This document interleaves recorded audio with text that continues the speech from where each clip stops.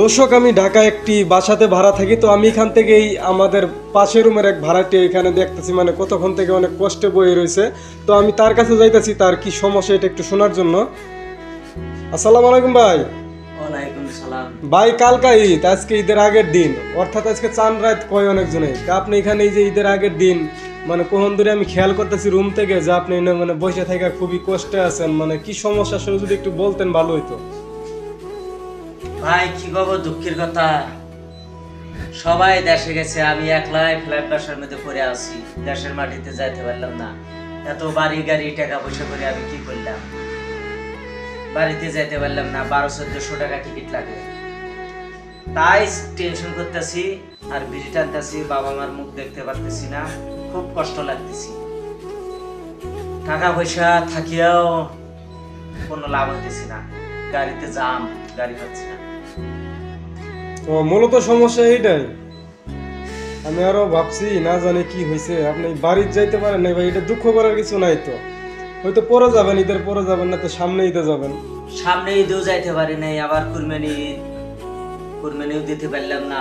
একটা কষ্টজনক না, খুব খারাপ লাগতেছে। ও, গত ঈদেও যান নাই? কততেও যাইতে পারি নাই, বউ পোলাপান সবগুলো নিয়ে আনা পড়ে আসি। ও, এটা আপনার বাচ্চা?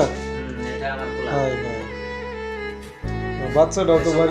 মার্কেট টার্গেট কোনো কিছু করে দিতে পারি না। তোমার মার্কেট করে দেন আঙ্কেল? না। আল্লাহ, কে মানে ভাবির জন্য মার্কেট করছেন? কারোর জন্য করি নাই। আপনি নিজের জন্য না? কার থেকে টাকা তুলতেই পারি নাই, তাহলে আর মার্কেটটা করবো কই? ব্যাংক ট্যাঙ্ক সবকিছু বন্ধ করে দিয়েছে। ব্যাংকে টাকা পান নাই? ব্যাংকে টাকা পাইনি, সব কার্ডের মধ্যে টাকা ঢুকে গেছে। তাহলে তো খুবই সমস্যা। তাহলে এখন কাল কাছে ঈদ, তাহলে ঈদে কেমনে কি করবেন? এখন কি করবো দেখি, আলু ডাল আর ডিম সেদ্ধ করে খাওয়া লাগবে। টাকা বাই করতে পারি নাই, মাছ গোস্ত আর কেমনে কিনবো। তো এটা খুবই কষ্টজনক কথা। দর্শক বন্ধুরা, আপনারা কথা শুনে অবশ্যই বুঝতে পারছেন, ওনার টাকা ব্যাংকে রয়েছে, অথচ ব্যাংকে কার থেকে টাকা বাইর করতে পারে না, এটিএম বুথ থেকে। এই জন্য কিন্তু উনি মার্কেট অথবা ঈদের জন্য যে বাজার করছে কিচ্ছু করতে পারে নাই। তো মূলত এইগুলো ভাই ভাই, আবার এদিকে ঈদের সামনে বাড়ি যাইবো, তাও যাইতে পারে না। এগুলো ভাই ভাই কিন্তু উনি মানে খুবই কষ্টে আছে।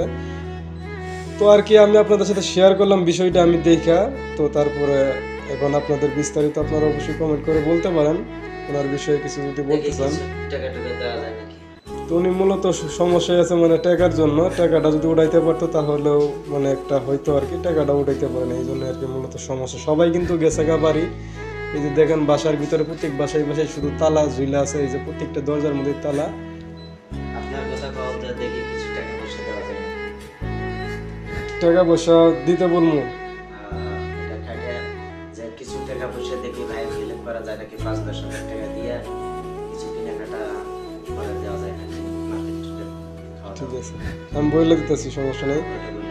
প্রিয় দর্শক, আপনাদের উদ্দেশ্যে আমি একটা কথা বলবো। তো আপনাদেরকে রিকোয়েস্ট করবো, উনি খুবই কষ্টে আছে, বিশেষ করে টাকার জন্য। যদি আপনারা পারেন ওনাকে কিছু টাকা, যদি গেলে আপনারা অল্প অল্প করে কিছু টাকা পাঠিয়ে দিতেন, তাহলে উনি হয়তো ঈদটা ভালোভাবে কাটাইতে পারতো। তো এটা আপনাদের যার যতটুকু সমর্থ করে ওনাকে দিয়ে যদি হেল্প করতে পারেন সেই জন্য। আর আপনারা কি নম্বরে পাঠাবেন, নম্বরটা আমার এই মানে প্রোফাইলে দেওয়া ব্যাকগ্রাউন্ডে একটা ব্যানার আছে, সেখানে নম্বরটা দেওয়া আছে। তারপর আমি বলে দিতেছি আমার যে বিকাশ নম্বরটা, সেখানে পাঠিয়ে দিলে আমরা টাকাটা ওনার হাতে দিয়ে দেবো। ওনার সামনে কথা বলতেছি। তো আমার নম্বরটা আমি বলে দিচ্ছি, আপনারা একটুটা যারা পাঠাবেন একটুটা ভালো করে ট্রাই করে পরে পাঠিয়ে দিন। 01971385552।